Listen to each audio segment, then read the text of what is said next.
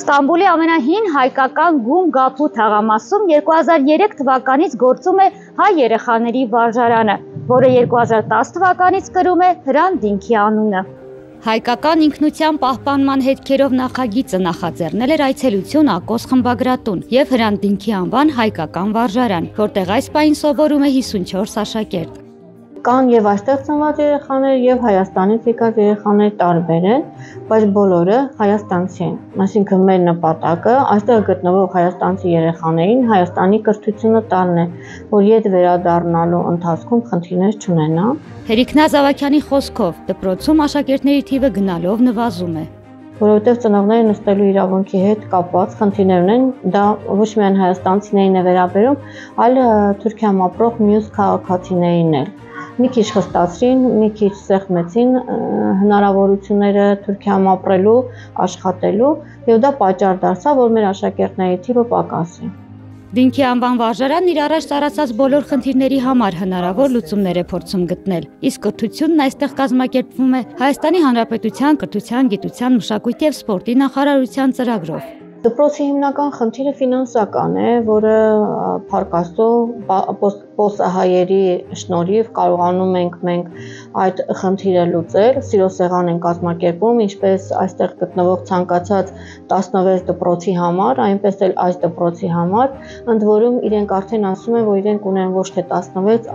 այլ 17 դպրոց, այդ 17-րդը մենք ենք։ Մյուս խնդիրը Հայաստանում կատարվող ծրագրային փոփոխություններ է, որ այս հեռավորության մեջ մենք փորձում ենք հասկանալ, թե ինչ փոփոխություններ է անում կրթության նախարարությունը եւ հետեւել այդ փոփոխություններին։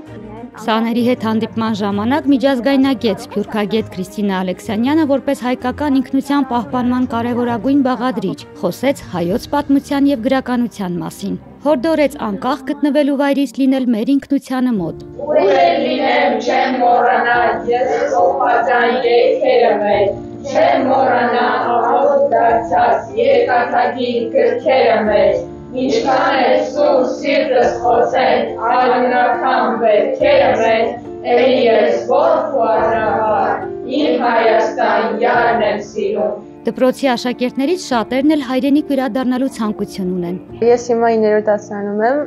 այստեղ եկել եմ 2-րդ դասարանից,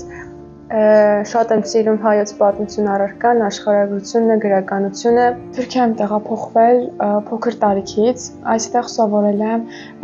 դեռ մանկապարտեզում, դրանից հետո արդեն առաջին դասարանից մինչև 8-րդ դասարան սովորել եմ այս դպրոցում։